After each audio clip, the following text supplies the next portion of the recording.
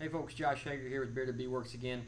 We're in the shop this afternoon, and we are going to work on some swarm traps.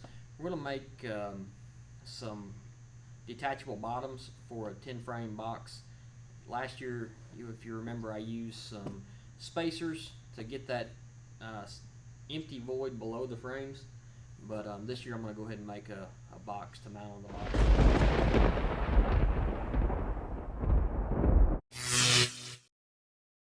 So we're using some 3/8 plywood for this. It doesn't have to be very sturdy. We just make sure you get a good coat of paint on it, because plywood's not real weather resistant, but for no longer than these will be out, that plywood will last a pretty good while for you. So our boxes, most boxes are pretty close, but there's a little variation in them. Our boxes are 16 3/8 by 19 7/8, and our plywood is 3/8 of an inch thick. So we're going to take that off, take a 3/8 off of all the sides, because I want my bottom to fit up inside the sides of the little box I'm going to build, and you'll see that here in just a little bit. So that makes our pieces 15 5/8 by 19 1/8. Here we're going to go ahead and take one sheet and rip these bottom pieces, just to make sure we have as many of those as we can get, and then we're going to take another sheet and rip our pieces, or any scrap that's left out of our bottom piece where we cut our bottom pieces. We'll use that as well. You can make this about any depth you want. I don't know that an inch or two either direction is going to make a huge deal. They just like that void to move into, and it does make the cavity larger. So we're going to do ours probably around 4 or 5 inches deep, depending on how it lays out on our plywood. Alright, so let's get started and make some of these boxes. So we're going to rip these long ways, and it makes most sense to rip the narrow side, the 15 5/8. So we're going to do that one first.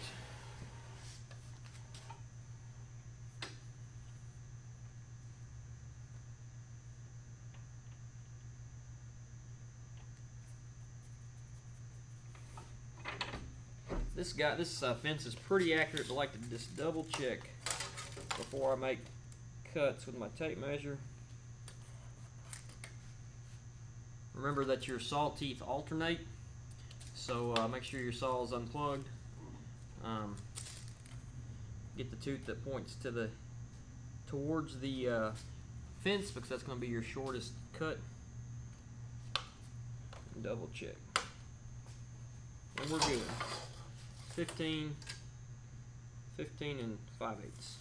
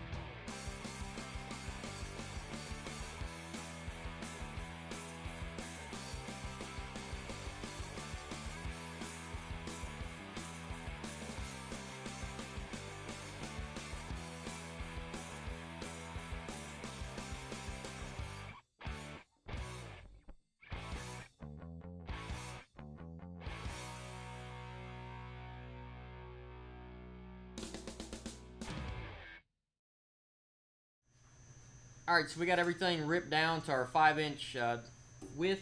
We're going to start cutting these to length. So this is our bottom piece. I'm going to do one the 19 1/8, and then I'm going to do another one the full 16 3/8, which will cover the sides out here.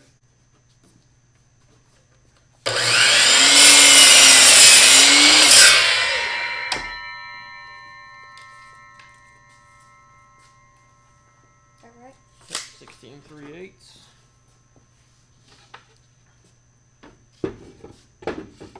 So this should hang over about a 3/8 on each side. So we ought to be good there. I need to set up a fence on this saw to make it a little quicker, but the way I do it, I just take one of my cut pieces and kind of use that as a guide. I put it on top of the piece I'm going to cut, slide everything into place, and it's not like this is cabinet work where everything has to fit so-so. If you're a little off, the bees aren't going to mind at all.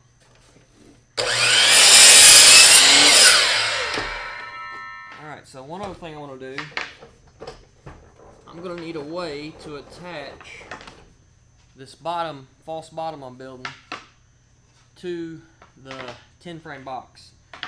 So these happen to be a scrap piece that we end up with. So we're going to make some more of these. We're going to need 24 of these. Actually, we're going to need 48 of these. I'm going to put 2 on each side. So we need 48 of these. So I'm just going to take the one I already have here, slide my guide right up against it. Alright.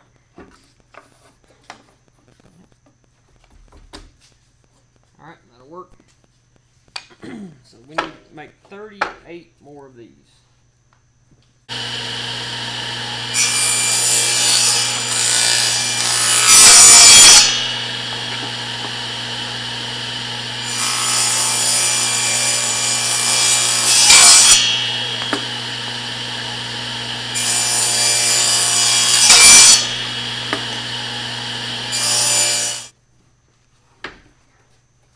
I counted it right.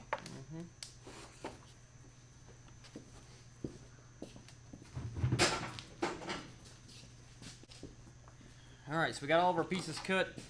We had this one small piece of scrap left, turned out pretty good. This piece is 15 7/8 by 19 1/8. Have one of those for the very bottom. Have 19 1/8, which will just fit down just this side, the same length as this original piece. And then we have 16 3/8, which will cover the outside edge of this, just like that. So we're going to glue and nail these together, and then we have these pieces that are 2.5 by 5. That's what we ripped these to at. That will go on this side, and we'll attach them like this, and then be able to attach our box here and here, which I'll show you in a little bit. We want to glue this edge first.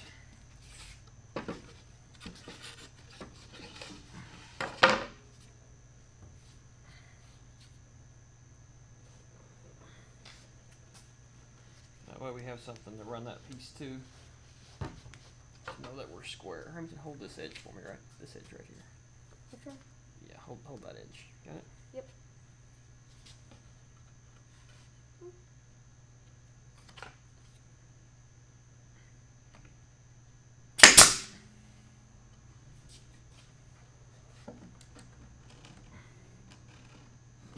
Close your eyes. Get them closed. Yeah. It's loud. All right, we're shooting a 3/4 inch crown staple in these. Check in if it's wet there.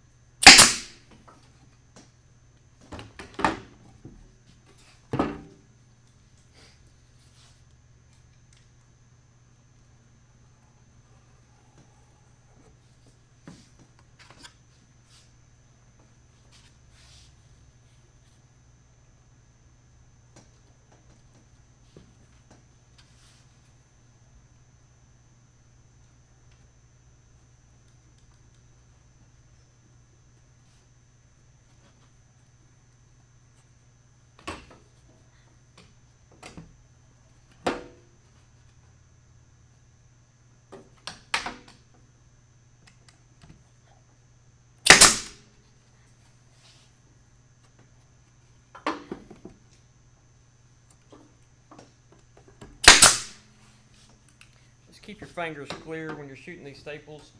You can see this one just came out on me right here. They'll do that from time to time. If your finger is in the way, well, it's going to go on your finger.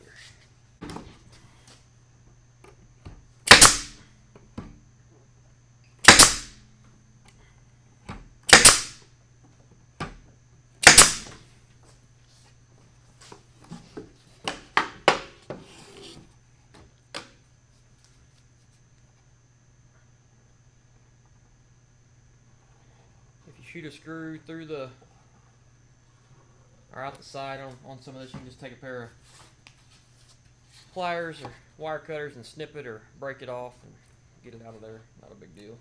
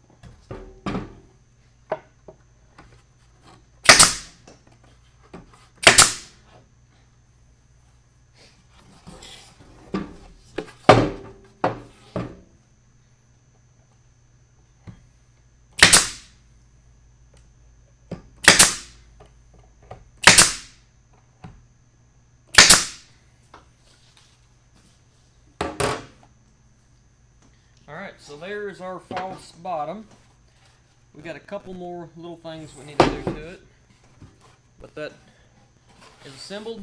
Like I said, this will mount to the bottom of a tin frame. We need to put these little pieces on here to attach it to our box.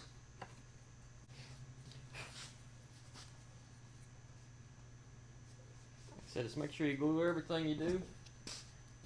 These staples are going to come through just a little bit on the inside, but I'm not too worried about it as long as you know they're there. Be alright. You could bend them over if you're worried about them.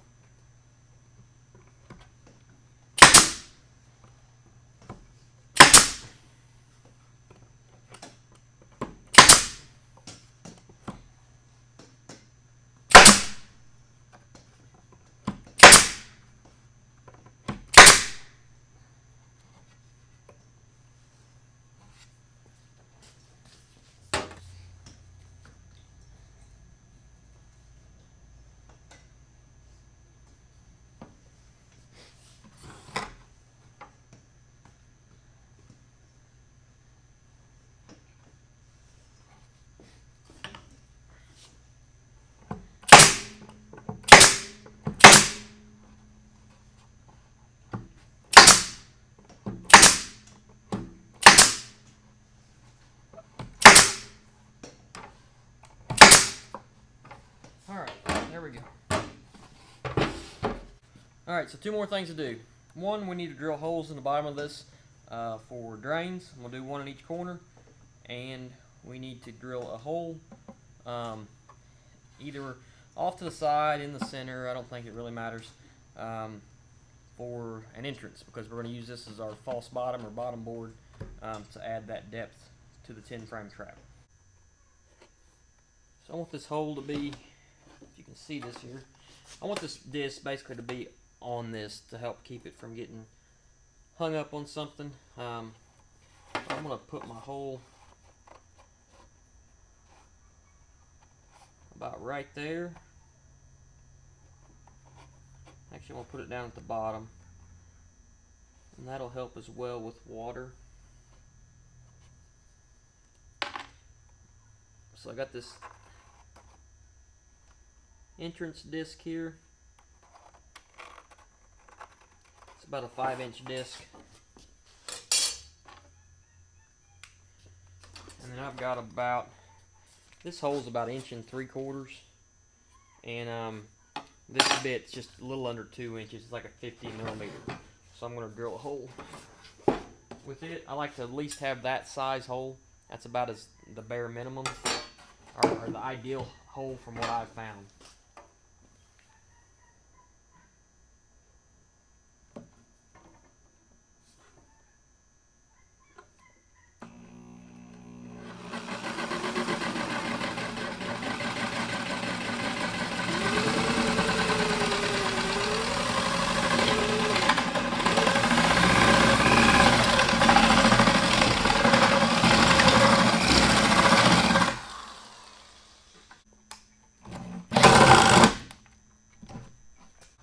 Alright,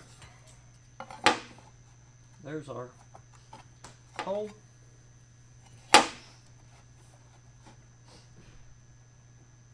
We'll put a little screw in that. Like I said, I also want to drill some holes in the bottom. So I got a 1/2 inch Forster bit that I'm going to drill holes in each corner.